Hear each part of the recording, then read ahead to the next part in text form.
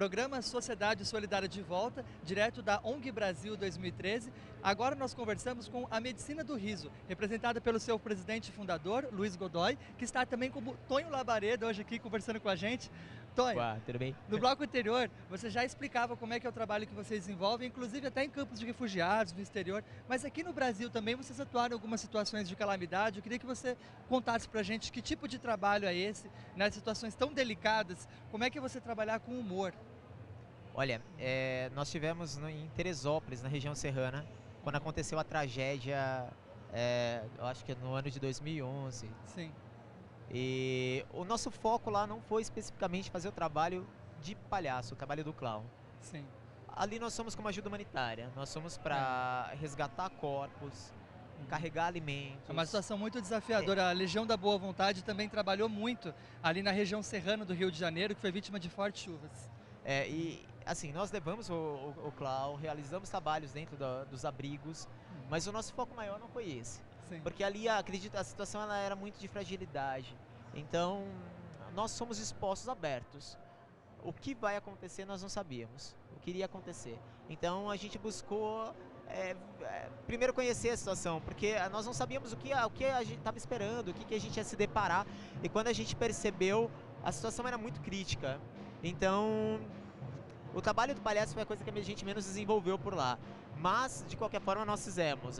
Nós fomos para os abrigos, fomos para os hospitais. E lá a gente se deparou com uma situação que muitas vezes não era como esperado. A gente esperava algo muito difícil, muita lágrima, muito choro, mas, na verdade, nós encontramos pessoas com muita esperança.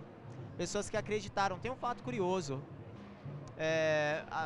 Em uma determinada cidade, a gente tentou com alguns vereadores, alguns políticos, que cada um desse R$20 para que a gente pudesse pagar alguns gastos que a gente tinha. Nenhum acabou colaborando com a gente.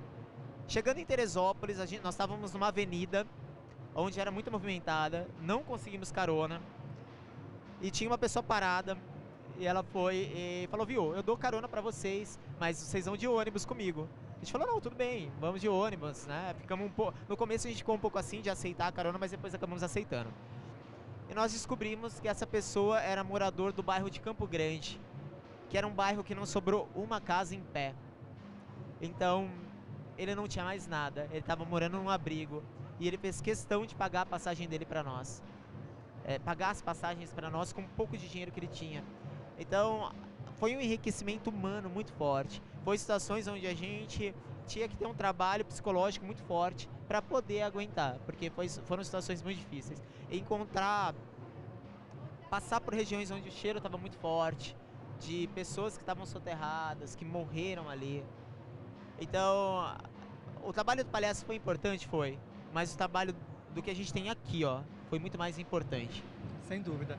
Agora, como é que você trabalhar o humor num contexto como esse, social, já que a gente tem tanto debate no Brasil sobre essa questão do humor, o que é o politicamente correto, quando que o humor se torna ofensivo? Dá para fazer humor e ao mesmo tempo trabalhar causas sociais importantes? Olha, dá, e o papel do humor é muito forte. Ele tem um papel de não político. Reforçar preconceitos, por exemplo. Pois é, o palhaço, o que acontece com o clown? O clown, ele não ridiculariza, ele é ridicularizado. Então eu não vou ridicularizar uma pessoa, mas eu vou especificar e mostrar, evidenciar o meu ridículo, aquilo que está presente em mim. Eu vou tirar tudo aquilo que é podre dentro de mim e que socialmente não é aceitável e vou expor de uma maneira poética. Então, numa região dessa, a primeira relação que fala é a relação de respeito. Eu tenho que respeitar.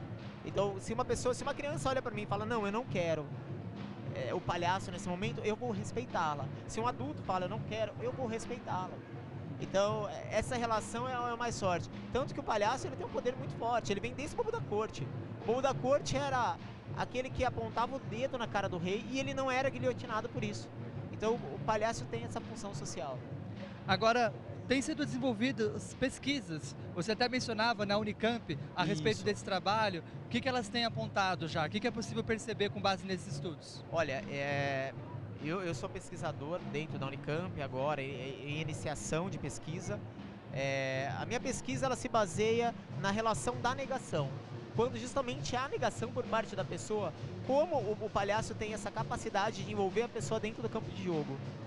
Ele é um projeto piloto ainda, ele não tem um resultado, mas o resultado esperado é que o palhaço consiga envolver, mesmo que a pessoa não tenha consciência disso, ela em campo de jogo, havendo aceitação, como foi o caso que eu te citei dentro da periferia, onde inicialmente houve uma negação, mas em um certo momento a pessoa olhou pra mim e disse assim: ah, você tá vestido de bailarina, cara, isso você tá de rosa.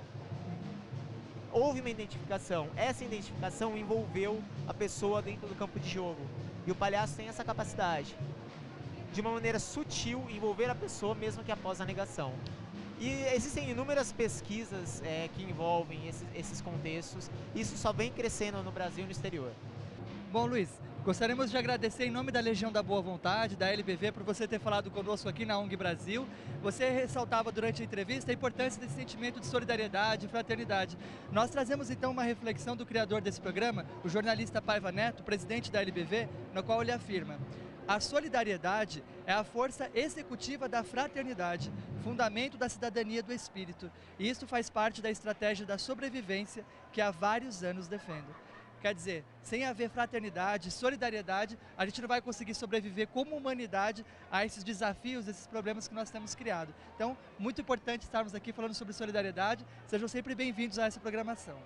Eu quem agradeço a possibilidade de estar mostrando um pouco do nosso trabalho aqui. Curtam Medicina do Riso no Facebook e muito obrigado pela participação. E agora eu posso comer esse pirulito? Fique à vontade, pode levar. Obrigado. O programa Sociedade Solidária conversou hoje com o Luiz Godoy, presidente e fundador da Medicina do Riso. Ele falou também a respeito do Tonho Labareda, que está aqui bem representado no programa de hoje, dentro da ONG Brasil 2013. Muito obrigado a você pela audiência e até a próxima edição do Sociedade Solidária.